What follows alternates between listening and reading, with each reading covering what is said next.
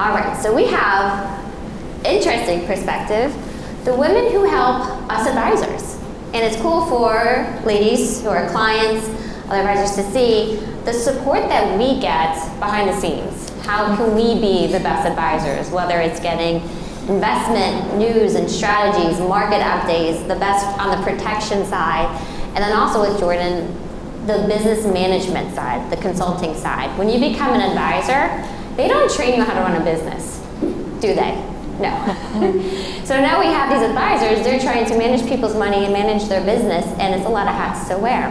So she steps in and who do you need to hire?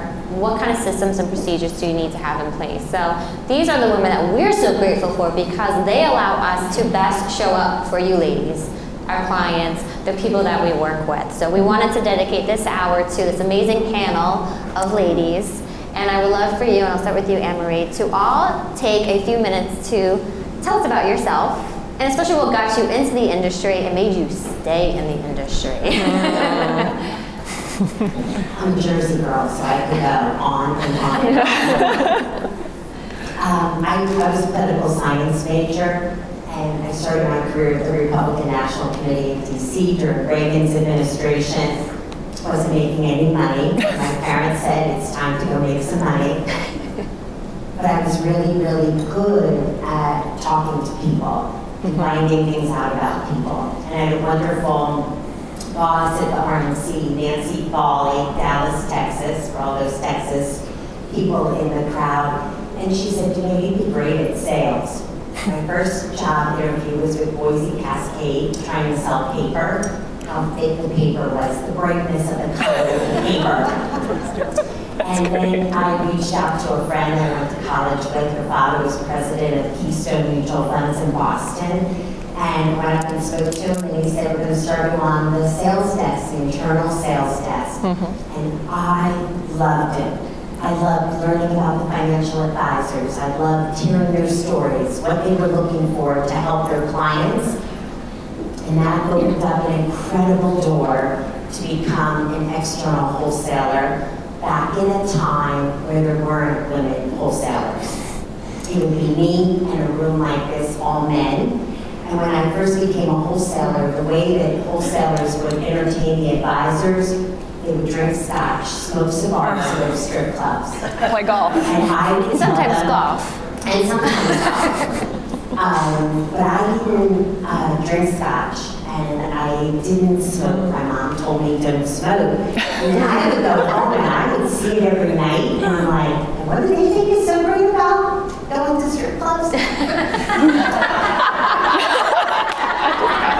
But I was really, really, really fortunate. I had some incredible bosses that understood the unique perspective that I brought. Very early, I learned that this is an AUM game, assets under management. When mutual funds were still paying 8%, you could get a commission of 8% on a mutual fund.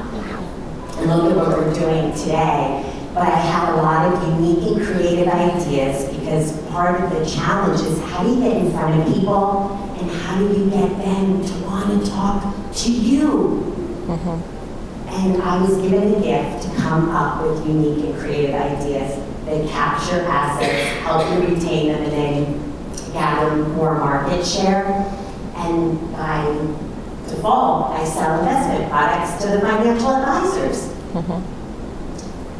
I'm comfortable in my own skin.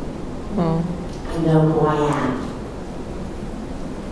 Be bold, be brave, be brilliant. This will be, as I mentioned at dinner last night, August will be my 38th year in this business. Wow. I'm divorced, I've raised 3 wonderful, wonderful children, and every day I get up and thank God that I have had this incredible opportunity. It's so wonderful to be here today. And I hope to be here. Olga just asked me, how much longer do you think you want to do it? And I hope for a really, really long time, as long as my legs will still let me run around the offices. Good, we'll be at the next panel. Not sure to follow. I'm not a Jersey girl, but I feel like I actually should be here from being here. Yeah. This is actually where I fit in. I talk a lot, so. So my name is Jordan. I own the recruiting And I accidentally got in the business. So in 2011, I was working as a PNC in Life and Health producer at State Farm Office. And somebody mentioned earlier that maybe an alcoholic. I feel like that was me working for that job. So anybody who sells PNC and life insurance, hats off to you. I just couldn't do it. I love sales, but I'm relationship driven, and the type of sales with that specific office was very transactional. It was not relationship based. So I went and visited a friend of mine who was a recruiter for finance and accounting recruitment with a boutique firm in Houston. And I went to her and I was like, I'm really good with life insurance. I think I should be in HR. My background, I went to school to the University of Houston for organization, leadership, and supervision. I think HR is really the path I need to take to get to where I want to be. And she said, if I placed you as an HR anything, you would hate me. You would hate your life, you would hate me. It's rules, regulations, procedures, not people. And I said, well, what do you think that I should do? She said, you really need to look at recruiting. And I said, well, isn't that what you do? And she said, well, yeah. And I said, so hire me. So that's where I started. True story. I started as an accounting and finance recruiter with no accounting and finance background whatsoever. Actually, I don't math. I make the joke, I don't math. So grew with that company, was there for almost 7 years, and became a corporate assistant manager. And I loved what I did because I worked with boutique, privately owned firms where intangibles are more important than tangibles. And I really got to know my clients. They were my babies. I got to know candidates very well. And I loved being the matchmaker of accounting and finance. I started doing HR, procurement, which I loved before because they're fun. I could talk to them. And understood because the CPAs, general accountants, all kinds of oil and gas, accounting, I was kind of just cheating everything off of to have this. And so I got into some recruiting that I really liked. It was a very intangible type of recruiting, but my firm I was with was not innovative, and they weren't growing. And there were 3 female women who were honestly, it's a blessing. I'm so grateful I had that experience because I know what not to do. I know what to do, but I know what not to do. Right? And they weren't innovative, they wouldn't pivot. I was a succession plan, and I could just see my future flash in front of me. And I was like, I'm on a succession plan for a dying organization. We need to get out of Houston. We only worked in Houston, we weren't nationwide, and I was coming on my 3rd downturn in 2017. Oil and gas was not doing too hot, we let everybody go. My whole job was hiring and training new consultants and running a full desk. So we got to be nationwide, but they wouldn't do it. So I had a lunch meeting on accident with another business owner that was 2 years older than me, very successful, and he said, at the very least, wouldn't you want to just have lunch and pick my brain? A week later, I started. And he threw me in, he said, I have a really brilliant idea. We have the EVP of Financial Services, and he recruits producing advisors. He works with Cetera, Ameriprise, all of the big BDs. But he doesn't work with RIAs. And what we found is RIAs don't like to, potentially, the type of RIAs I was going to work within wealth management versus financial service, they recruit what we consider contributors. So service advisors, operations, that type of talent. And he said, we don't do that with the financial services division, so we want you to come on board and open this new division. What do you know about wealth management? I said, Fidelity wastes a lot of paper, and that's all I know. And how do you go paperless? You can't, I don't understand. So I always get those things and said, honestly, that's all I know. So I didn't know anything about recruiting or accounting, finance, and I've grown to be a very high-producing recruiter consultant. So I said, I have one caveat, I'm more than willing to do it. I'm type 3 Enneagram, 3 wing 2. I jump and then figure it out, right? I think a lot of us in this room, if you're in this room, you probably have that similar personality. If you're an operations person, probably not. But I jumped and I was like, I can figure it out, but I have one caveat. I won't sign a non-disclosure or non-solicit, non-compete. I won't sign any paperwork. I'm coming in as 1099, and if I love what I do, but I don't have fair work, I'm leaving with all my clients. Well, of course, that would never happen. Never. Nobody's ever done that. A year to the day, I started my own firm to all my clients. And the reason we did it is because to answer the last part of that question, why I stayed in this business, that's how I got started. I stayed because I fell in love with the industry. So no, I don't know a whole lot about stocks, investments, mutual funds, what selections we should pick. I know more than I did going into it. I'm the most insured person. I'm probably over-insured. But because of that State Farm background. But I fell in love with people that I worked with. I no longer work with HR. I worked with business owners. What I loved about business owners is that they understood that when you hire, you're not hiring for a short-term solution. It's a long-term solution. So our niche is specifically within growing small boutique, sometimes even solo practitioners that are looking to grow. But we don't just say, give us a job description, we're going to go out and find it. We actually help you create what you're looking for, because a lot of times the first hire, as you start your own business, is the wrong hire. Because you're hiring out of desperation, or you're hiring based on what somebody told you to hire. And it wasn't the right cat to follow, cat to copy. So I think that that's why I fell in love with the industry. I'm here today because I just love the opportunity to be in a situation where it's so inspiring and so motivational to be in a room full of women that are in the industry, because that is a huge platform we stand on. 83% of all placements we've made this year have been with women in various capacities. Yeah. So it can be a reason to help, but I'm here to help, right? And so, yeah, it's a little bit about me. Awesome. My name is Leslie Lipscomb. I'm a SVP at Financial Independence Group, and my path to financial services started out pretty rocky. So, graduated from college, and my dad had a friend that was a pretty high-producing advisor with what at the time was MetLife. And he offered me a job making a whopping $30,000 a year, $30,000 millionaire. So graduated from college and went to work at this advisor's firm, and it was horrible. Like, I would go home every day and call my dad and say, I don't think I can do this for 30 years. I know I'm supposed to work for a while, but I'm pretty sure this is not going to pan out very well for me. I'd rather swing around a pole. I'm not sure this is I cried, hated it. I was there for a year and a half, and I applied for a job at a company that I was pretty sure they sold burial insurance. Like, they had this god-awful website. These people were like walking off into this field of like fog. It's like, maybe they're gonna kill me. I have no idea. I'll go for an interview. So I had 2 virtual interviews. This is back in 2006. I had 2 virtual interviews, and then they called me in, and I go into this office and I meet with the owners of this company. One of the owners at the time, unfortunately, had been diagnosed, I have goosebumps, with stage 4 lung cancer at the ripe old age of 36. And unbeknownst to me, I was coming in for an interview to be hired as the assistant to what would be the gentleman, his name was Bo, his succession plan's replacement. So his replacement, because we didn't think he was going to make it. I didn't know this. So they bring me in, they hire me as this gentleman named Jim Cooper as his assistant. And I did Jim's job for 4 years. Bo went through 2 double lung transplants. He went through chemo. He had a 1-year-old.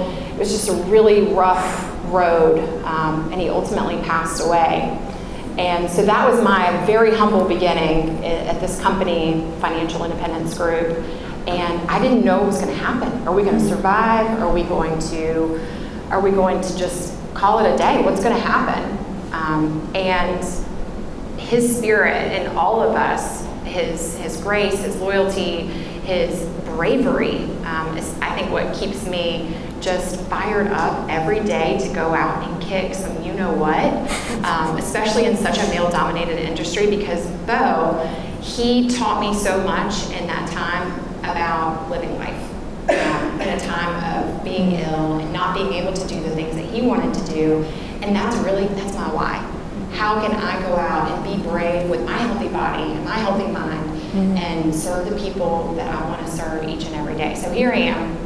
I think 4 years ago, I dug deep and decided I wanted to work with women. And I wanted to go out and find women that are special and they can be better than they ever thought they could be. And that's really been my mission here these last couple of years. I crossed over that number 40, which I think for any of you that have crossed over that number 40, it's like, who am I? What do I want to do?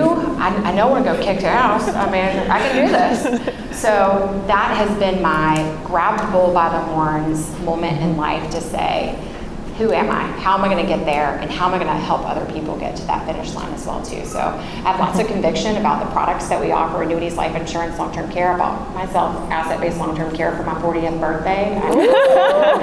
My husband got a policy too, don't worry.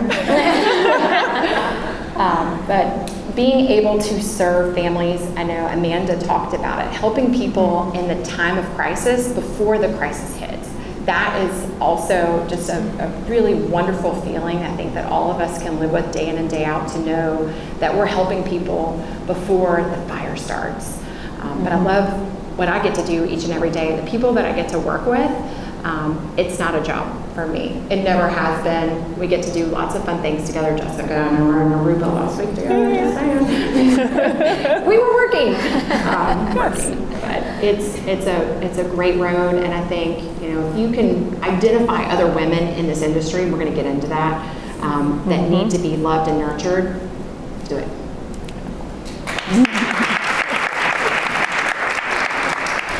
Wow, it's kind of hard to follow all of that. Everybody's had such an amazing path. So my name is Nora Gillis. My job title is regional consultant. It doesn't really mean anything, right? My husband still doesn't know what I do. I work for a company called Assetmark. I've been there for 10 years now.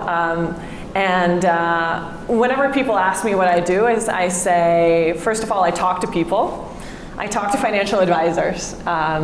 And I admire so much what financial advisors do, like what all of you do, kind of starting your own businesses and having this courage and this why behind everything that you do to kind of go out on your own and go out there and counsel clients, and seeing all the work that you do day to day. That's really what keeps me going and what inspires me. And I say, if I can help all of you, if I can help Jessica, if I can help Lisa and Donna and Amanda in some kind of way to build that better business and serve your clients, like that's what drives me. I ended up, so my job is very similar actually to Anne-Marie's, but I ended up here in a very, very different way. I'm not from the US originally.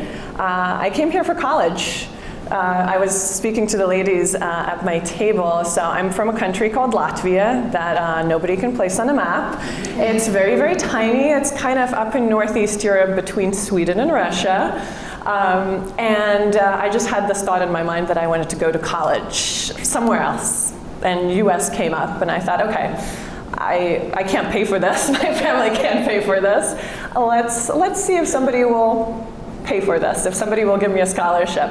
So I applied to all different kinds of things, and actually, funny enough, College of St. Elizabeth, which is literally right across the road from here, I got this email one day and said, congratulations, we're going to pay for your tuition and room and board for 4 years. And I said, I don't know where New Jersey is. I can find it on a map. I see that it's close to New York City. That looks very interesting. Sure, tell me where to fly into, and can somebody pick me up from the airport, please? Me and my 2 suitcases. And my mom always thought that I was gonna end up back at home or somewhere in Europe, and she's very mad at me that 20 years later, here I am still in New Jersey. But I go visit my family all the time. And I think this is an Eastern European maybe mindset a little bit. You know, I grew up in a different environment, so money was always scarce. Like that resource wasn't there, and money meant options. Money meant freedom, kind of like being able to choose things and not just do the things that are lined up for you. So I always thought, well, what can I do that's going to help me accomplish that, but also that I will enjoy? And I sort of meandered my way. You know, I studied finance because I thought, well, I can do math. Maybe I'll just do data and all of that. And I started to realize that's boring. I admire people who do that. And I kept telling myself, like, Nora, like, do more of that. Do the spreadsheets. And I was like, but I'm so bored. I'm not motivated at all. And I kind of found my way slowly into more and more people-facing roles, which intimidated me so much initially. So I kind of kept, you know, putting one foot in front of the other and say, all right, maybe I'll just try this a little bit, and I'll try that a little bit. And then when this specific job opportunity came up 4 years ago, and I looked around, and as Annmarie said, you know, there's very, very few women, and you've paved the path really for me and other women to do this role. There's 24 people who do what I do in my company. There's only one other woman. And she had been doing it for a very, very long time, and she was, you know, the woman on the team. And I went back and forth several times, and I thought, can I do this? And what does it mean for me to do this job? Do I, as Annmarie said, do I need to like go there and drink whiskey and play golf? If I tell you how many people told me, well, now you're taking that job, now you need to learn how to play golf, Nora. Like that, so when are you doing that? Like, but I don't want to. I'm not interested. I like other things. And it's taking me a couple of years to fully start to grow into, I can do this my way. I can still support financial advisors. I love working with women advisors. I love seeing more women advisors out there. Most of the people I work with are men still, but I can still do my job in my own way, and I don't have to depend on the way that it's traditionally been done in the industry. And there's so many things out there that's just how it's always been done, you know, and that's why that expectation is there. Well, you're going to do that too. Like, well, does that actually get us to the end result? Is that adding value? Not really. You know, there's a different way to get it done. So I think that's why I've stayed in the industry, because I've continuously been able to learn how to do this my own way and hopefully kind of continue doing that. That's me. It's amazing. Every one of their stories is so empowering and inspiring for it. Since to me, I feel like you ladies are on like the front lines of the money game and what's happening in the industry. I would love to hear what you ladies think, forecasting out what's happening with women with their wealth, with their money. I'll pass that on. Here.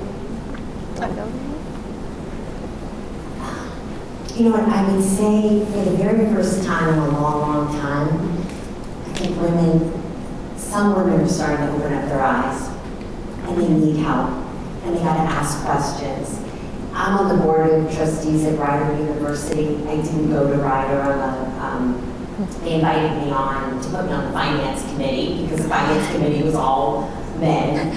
And we're doing an event on Monday. One of the women that's on the board of trustees, and they have 3 breakout sessions, and I'm going to speak at one of the breakout sessions about empowering you with your money. And so far they have 125 people that have registered for this event, and 100 people have signed up for my breakout. Wow. And we had graduation on Saturday, and Joan came up to me and she said, oh my goodness, we're going to have to split it up so the other people get some people too. We're doing it twice so they can rotate in. And I was leaving the graduation, and I got in my car, and I was looking at some of the slides I put together for this presentation, and I paused for a moment and really said, wow, how far we've come. Because people wouldn't have come in the past. And a lot of it is because so many of you as financial advisors are taking an active role. You're asking the questions, and I'll be very honest. When I work with the male advisors, I share with them, this is what you have to ask.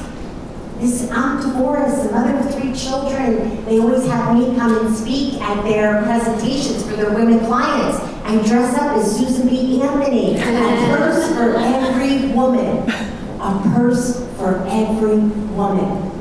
So I think we're moving in the right direction, but kudos to the empowerment that all of you with your websites, and I just bought Melissa's book, Going Rogue. I love it, I can't wait to read it. But keep up the fight. Keep talking about it and pushing people and the women. And I'll just end on this one note. As I mentioned, I'm the mother of 3 children. And my 2 boys were incredible football players. And I was at numerous games, numerous state championships. You know, at the football games, I saw other moms. sporting events. There were dads there too. I go to the supermarket, I see men in the supermarket. There are men in the supermarket. I go to parent-teacher night. There are men at the parent-teacher night. So then I say to the women when I speak at the event, why don't you get involved with the money? Why? Why?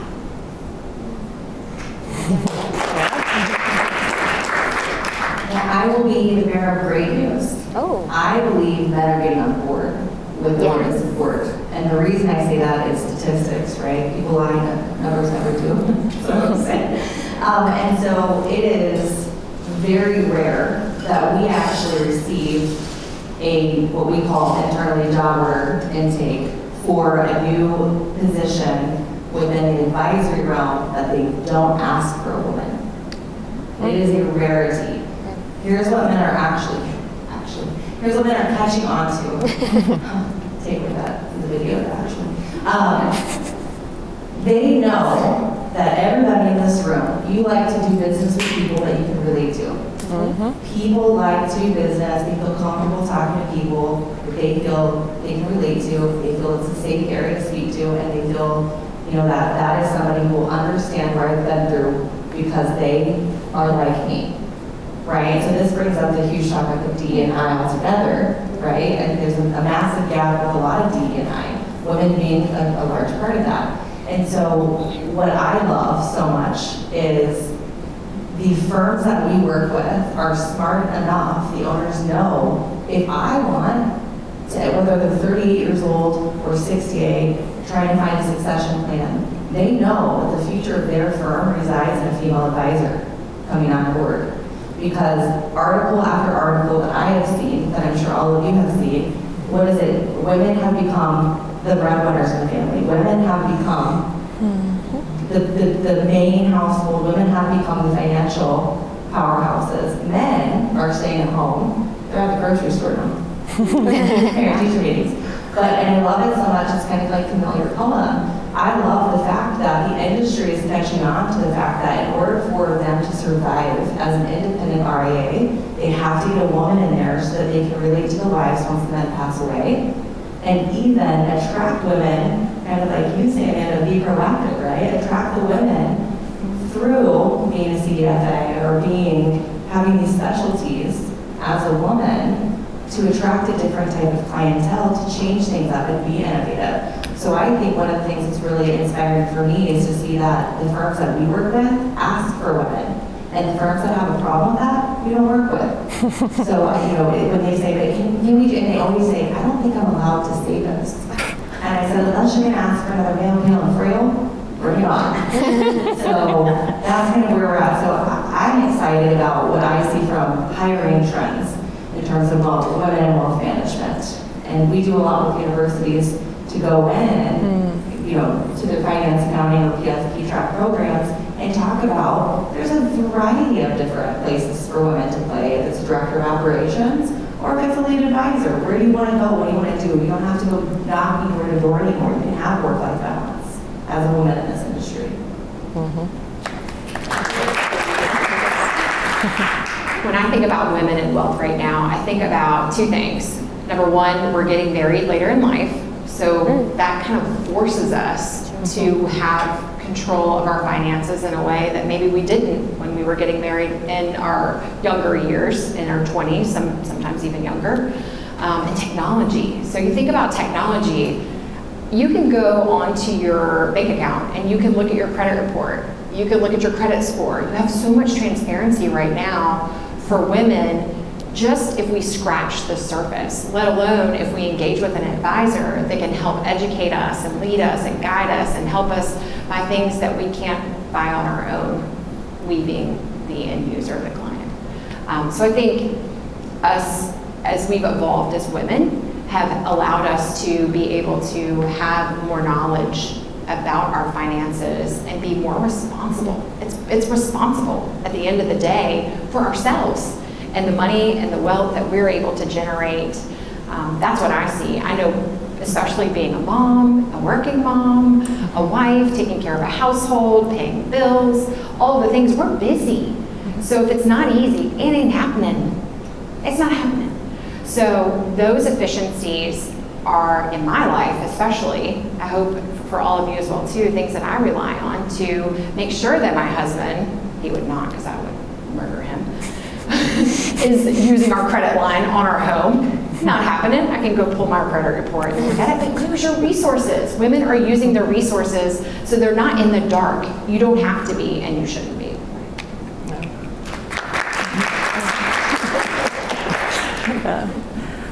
What I'm seeing out there is a lot more demystifying of money and kind of financial, the way people talk about financial things.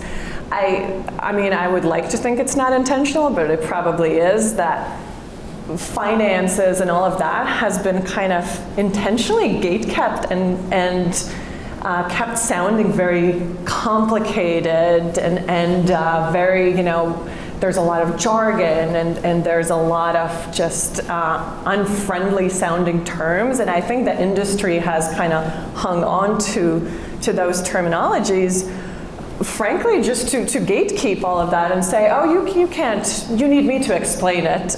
Me the guy, me the male financial advisor. That's why you need us to help you navigate all of this, because it's so complicated and it's you just can't do it on your own. And that's not true. That's absolutely not true at all. And what I'm seeing out there so much more is sort of demystifying that and simplifying things and speaking to people instead of just data points, because money is, at the end of the day, all about emotion. And if you can figure out what your relationship is with money and become comfortable with that, and that's what financial advisors do, right? That really opens up all of those possibilities for women to kind of participate with that economic power more and more. And I love seeing, just let's talk about a financial advisor's website. You know, 80% of the financial advisor's offices, if I Google their name, you know, John Smith, it looks exactly the same and has the standard terminology, and it does not mean anything. Like, I studied finance, I worked in this industry for a long time, I read this, like, you're not saying anything. But it sounds sophisticated and it sounds sort of scary, and you go, oh, I need somebody to help me do this. But I'm seeing that change come in. I'm seeing, you know, more women, and also just in general, younger advisors come in and try to talk to clients and people out there like they're people. Not just, you know, there's these data points and all of those. And I think that's why there's so much progress. And by the way, social media, there's so many interesting kind of social media things now where, and I've seen a lot of women just breaking down finance terms and this is what you should know.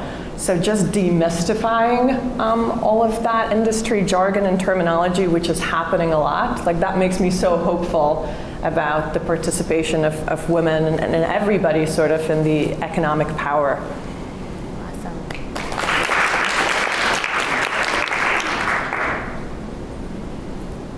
I love so many different perspectives on this, but all very, very juicy, meaty. One thing, we all met together on Zoom to kind of go over what we're going to talk about on the panel, and something that came up as we round out our panel discussion is women in leadership. And the different takes on it. We need more women in leadership. I think everybody in this room can agree. That's why we're here. More women stepping up, taking the job of the responsibilities. But then also looking at it, does the shape of the leadership need to change? The structure of it to better serve women so that more women want that position as well. So I'd love to hear your ladies' take on this. It definitely has to change. We need childcare in this country. And we have to get out and vote. That's where it all starts. And we have to demand better candidates. And when they run, we have to really push and support, because we need the laws changed. When I had my daughter 28 years ago, I'm a sales rep, mutual fund wholesaler, and and commission. I was the only girl wholesaler, and I haven't back to work in 8 weeks. I mean, that's insanity. And my daughter, she just had a baby. She works for Hewlett Packard. She had 6 months, and she was ready to go back. But it starts with the law so that you can protect yourselves. I mean, some of you, even in this room, may not realize it. In the Credit Act of 1974, that allowed women to take out a mortgage. You know, prior to that, and I think everyone saw Martha Stewart, woo-woo, cover about, you know, being in Sports Illustrated. But she was a very successful stockbroker. So think about this, 1973, she's making $100,000, and that's a lot of money in 1973. She wants to go and buy a house. She couldn't get the mortgage on her own. She had to have a male co-sign. So think about that. Your brother's making $25,000 and he's co-signing for her who's making $100,000. That was 1974. That wasn't 1875. So I do think with leadership, the law opens the doors, the law protects our rights. We have to get more people in the right positions. And then the women that are in our companies, we have to demand more. We need to demand more. Lip service is one thing. Actions speak louder than words. And sometimes I think some of the women in the financial services industry take one step forward and then they take 2 steps back when really pushed to the limit. So we've come a long way, baby. Virginia Slims. I'm probably dating myself with that advertisement. But I would encourage everybody, it starts in the voting box. It starts demanding wonderful leaders. It starts even with the companies that you work with, voting for the right boards of directors. Must take an active role. And if you meet somebody along the way that might possess the attributes and maybe could be somebody that could run for office, encourage them. Because I quoted Susan B. Anthony before. We owe a great debt of gratitude to Elizabeth Cady Stanton, Susan B. Anthony, and Sojourner Truth. We have a long way still to go. Great strides being made. But just be cognizant of what they're doing, how they're doing it, and push for more.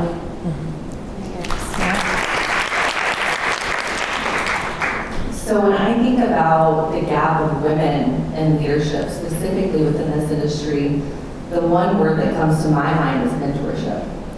And I think, and I'm going to say something that I hate to say as a female, but sometimes females have to fight so hard to get to where they are. When they end up there, they have a little bit of a chip on their shoulder, and they're not so welcoming to mentor others. And I will tell you, through this effort that we've had intentionally of hiring women in the industry, we also had an intentional project, if you will, of onboarding more female-run advisory practices. And I've turned away more women-owned practices to work with than men. And that saddens me. And I think that one of the biggest reasons that there's a lack of leadership in this industry with women is because there's a lack of mentorship within women that have made it to those places, right? Where they can give experience sharing and they can do all these things. And yesterday I was sitting next to Lisa, and she said, so I don't mean this in the way it's going to sound, but why are you here? She's a direct shooter, so that makes sense. I blocked her, I think. I loved it. But I said, I'm really here because I want, if there's one takeaway that I give that you guys walk away with is, look to see who, whether it's a network, whether it's your college, whether it's someone within your company, who can you immediately turn around and mentor tomorrow that's a woman? Because we have to do a better job. We have to do a better job. I've had more men. I've had a bad experience with both men and women as leaders, right? But I've had more men mentor me in organizations that have got me to where I am than females, right? And so it's, yes, we're busy. Yes, we have a lot to do. But take a moment and just, it doesn't have to be the way we did it. It doesn't have to be, I scratched and clawed, you have to too. It doesn't, the industry is changing, and if we want leaders to change, it starts with the leaders that are there. So that's the one thing I think when it comes to the leadership gap. And the second thing I'll say is that a lot of this work-life balance that we're going through right now, it's like every other week, the big bank channels are deciding, oh, everybody's back in the office. Just kidding, we're not. Everybody's back in the office. Schwab just said everybody's remote. JP Morgan said that it's a constant. Everybody's confused. Nobody knows what's happening. And then they're probably leaving the companies. I don't know, they're really going. And ones to get in there, Enneagram ones, maybe stop at and figure it out. But I think that that's another big concern too, is that we're not going to see a change in work-life balance until we have more women in the industry. And so we can push for it all day long, but we got to get in positions of leadership to actually make a change. And that starts with mentorship. Yes. So I have been very fortunate to be a part of a company that listens to me. I think that that's how I want to start this conversation for my leadership path, whether it was losing a parent, having a child, getting married, going through a divorce, everything in between. I've always been a part of the last 17 years a company that if I was honest with them, they were honest with me. I went to them and told them what I needed, whether it was time off. My dad was sick, I took 3 weeks off. I said, I gotta go. I gotta go deal. I will be back, but I gotta go. I'd say women in leadership, our key to success is honesty with each other. If you can surround yourself with women that you can have an open conversation with about your challenges, maybe your downfalls, things that you're not good at. If we can support each other in a way that we can leverage each other's strengths, we will rise to the top. We will be the leaders. And having open conversations, even if it's with men, y'all, they want it to be quick. They want to get it over with, so they're going to give you whatever the answer is that you want. Trust me, I know. Right? Especially if you start crying. But transparency. Telling people what you need. Imagine that. Going to someone and saying, this is what I need, and I'm a loyal employee, and I've done right by you, and I will continue to do that, so please support me. That goes a long way, honesty. But I want to echo a little bit, Jordan, what you said about mentorship. How many of you in here have ever been mentored by a woman? How many of you have had a male mentor? Yeah. So actually this room has been mentored by a lot of women, but mentorship, hands down, in my opinion, whether it's your neighbor, your friend, your colleague, your brother, your sister, whoever it is, I think is inherently important for anyone that wants to rise to an occasion, regardless of the industry that you're part of. And it takes time, it takes effort, it takes energy that maybe you don't have, but to pour into someone else is going to be a game changer for people in a way that you can never imagine. So honesty, mentorship, and leveraging each other's strengths, finding that tribe that you can rely on that's going to help you be successful. Those are what I think leadership looks like. All right, it's hard going last because I kind of want to echo what a lot of you said, especially the mentorship piece. I've been really, really lucky to be mentored by both men and women in my career, and I've asked for it, and that's what I've found to be key. Is you kind of have to say, hey, would you be willing to do this? And I've actually been offering that up to younger women in my company when I've been speaking. I said, just reach out to me, and it's surprising that pretty much nobody ever takes me up on it. And I think it's because maybe they think, oh, everybody's already reaching out to me. I'm too busy. I don't have the time. But no, that's actually very important to me. I would love to help you because there are people who help me. But the other side of that, I've been thinking about this a lot. You know, we see all these statistics, like only X number of, executives in Fortune 500 are women. And the immediate response is like, well, we need more women. The question I've been asking myself is, are those roles, are those leadership boards, is that infrastructure actually built for women?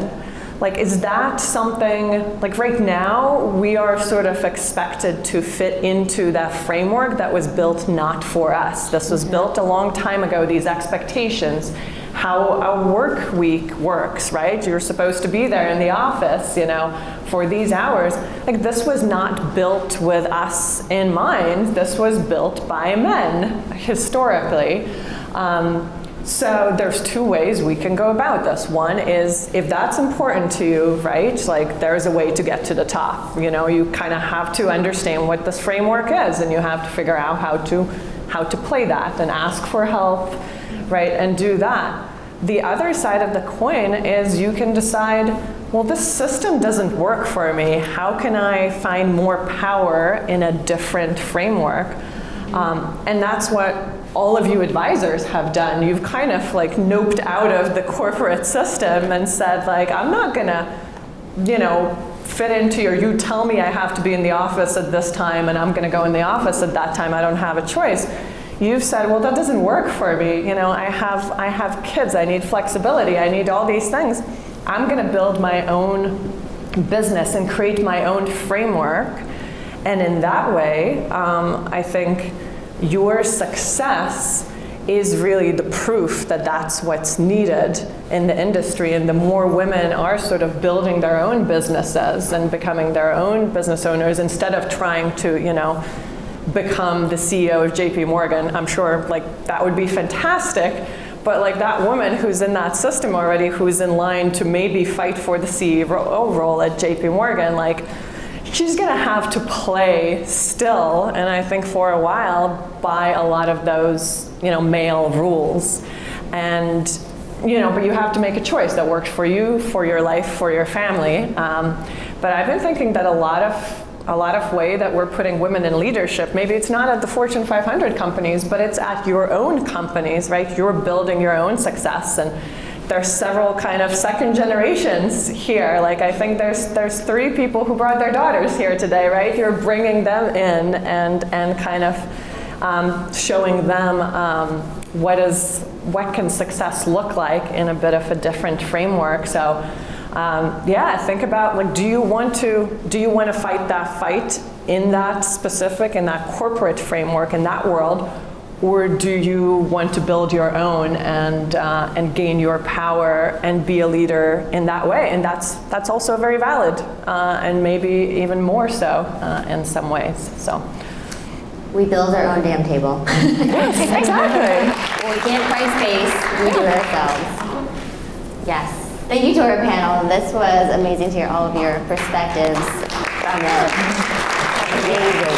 Loved hearing it. Did you ladies enjoy that? I loved it. The mentorship, the structure, the legal side, all of it needs to change. To me, I think it's, what are your non-negotiables, right? Is it flexibility? Is it a hybrid model? Is it, for me, I was working 2-3 nights a week. On the weekends, I had my first kid, and my husband at the time was doing shift work. He's like, Jess, you need to figure this out. Every week's different. I'm like, you know, I'm going to commit to Tuesdays my late night. If you need an evening, it's Tuesdays. And you make it work. And your client, they'll respect you for it. They'll respect your time instead of feeling like they're at your beck and call. Like, they're going to show up, they're going to be committed to it.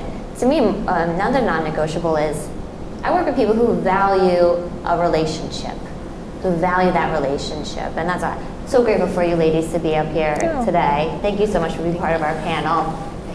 Thank you. Give them all applause, ladies. Thank you.